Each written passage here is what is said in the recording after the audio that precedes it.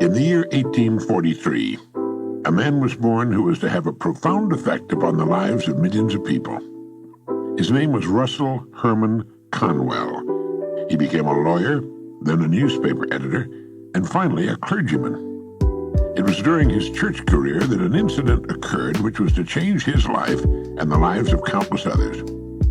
One day a group of young people came to Dr. Conwell at his church and asked him if he'd be willing to instruct them in college courses.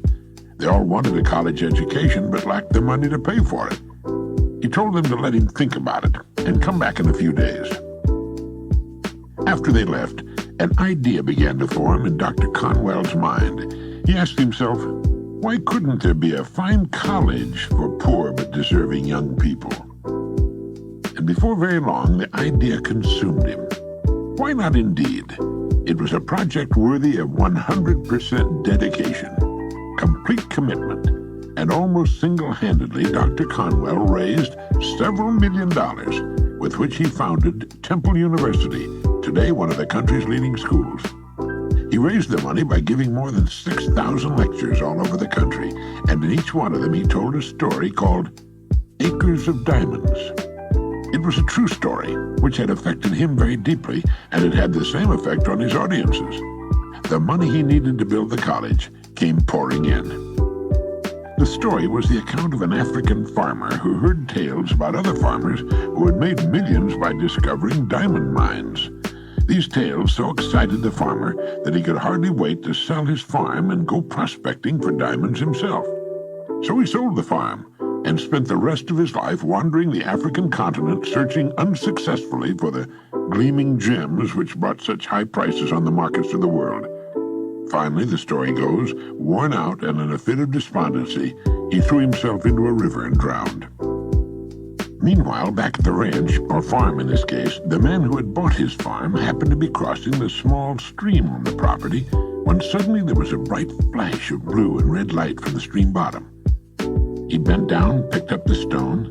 It was a good-sized stone, and admiring it, later put it on his fireplace mantel as an interesting curiosity. Several weeks later, a visitor picked up the stone, looked closely at it, hefted it in his hand, and nearly fainted. He asked the farmer if he knew what he'd found. When the farmer said no, that he thought it was a piece of crystal, the visitor told him he had found one of the largest diamonds ever discovered. While the farmer had trouble believing that, he told the man that his creek was full of such stones, not as large perhaps as the one on the mantel, but, well, they were sprinkled generously throughout the creek bottom. Needless to say, the farm the first farmer had sold so that he might find a diamond mine turned out to be the most productive diamond mine on the entire African continent. The first farmer had owned, free and clear, acres of diamonds, but had sold them for practically nothing in order to look for them elsewhere. Well, the moral is clear. If the first farmer had only taken the time to study and prepare himself, to learn what diamonds looked like in their rough state, and since he had already owned a piece of the African continent, to thoroughly explore the property he had before looking elsewhere, all of his wildest dreams would have come true. Now, the thing about this story that so profoundly affected Dr. Conwell and subsequently millions of others was the idea that each of us is at this moment standing in the middle of his or her own acres of diamonds. If we'll only have the wisdom and patience to intelligently and effectively explore the work in which we're now engaged, to explore ourselves, we'll usually find the riches we seek, whether they be financial or intangible or both. Before we go running off to what we think are greener pastures, let's make sure that our own is not just as green or perhaps even greener. It's been said that if the other guy's pasture appears to be greener than ours, it's quite possible that it's getting better care.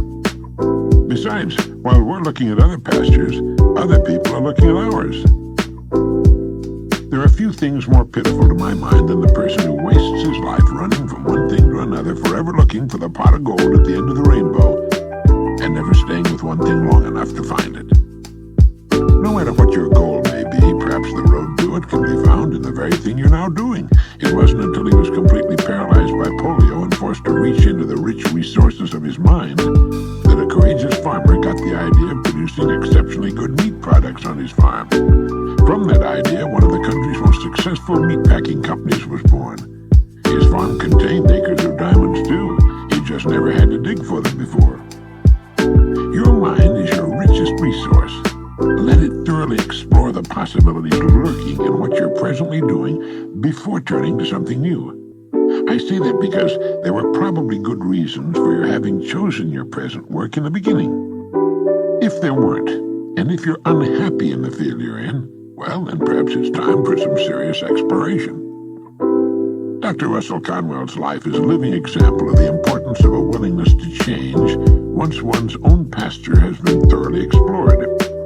I said that Dr. Conwell began as a lawyer, then later changed to become a newspaper editor, before he finally found his true calling as a clergyman and the founder of a great university.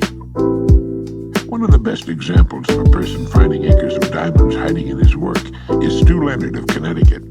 He began as a dairy route delivery man. As he worked his rounds, he began to think of all the products connected to the dairy business that his customers really needed. He bought a working dairy with very little down and a lot of hard work and began building his business around it. Keeping the working dairy intact in the center of his operations and surrounding it with windows through which his customers could watch the process, he began adding other products. Today, his dairy store is the largest in the world, and it sells everything in the food line. People come from all over the entire area to shop at Stu Leonard's dairy store, and they love it, and he loves them. People who are too old or infirm to come to his store on their own are picked up in Stu Leonard's buses and brought to the store. He has a multi-million-dollar business that grew out of a delivery route. The diamonds were there, and Stu Leonard made the most of them. Every kind of work has such opportunity lurking within it. The opportunities are there now, clamoring to be noticed, but they cannot speak or print signs for us to read. Our part of the bargain is to look at our work with new eyes, with the eyes of creation. Teilhard de Chardin said, "It is our duty as men and women to proceed as though limits to our abilities do not exist. We are collaborators in creation." A man I knew in Arizona began with a small gas station. One day, sitting at his desk and watching through the window while one of his young attendants filled a man's gas tank, he watched the customer while he stood about waiting for the job to be finished. It dawned upon him that that man had money in his pockets, and there were things he needed or wanted that he'd pay for if they were conveniently displayed where he could see them. So he began adding things: fishing tackle, then fishing licenses, hunting and camping equipment, rifles, shotguns, ammunition, hunting licenses. He found an excellent line of aluminum fishing boats and trailers. He began buying up the contiguous property around him. Then he added an auto parts department. He'd always carried cold soft drinks and candy, but now he added an excellent line of chocolates in a refrigerated case. Before long, he sold more chocolates than anyone else in the state. He carried thousands of things his customers could buy while waiting for their cars to be serviced. All the products he sold also guaranteed that most of the gas customers in town would come to his station. He sold more gas. He began cashing checks on Friday, and the bonanza grew and grew. It all started with a man with a human brain watching a customer standing around with money in his pockets and nothing to spend it on. Others would have lived and died with the small service station, and they do. My friend saw the diamonds.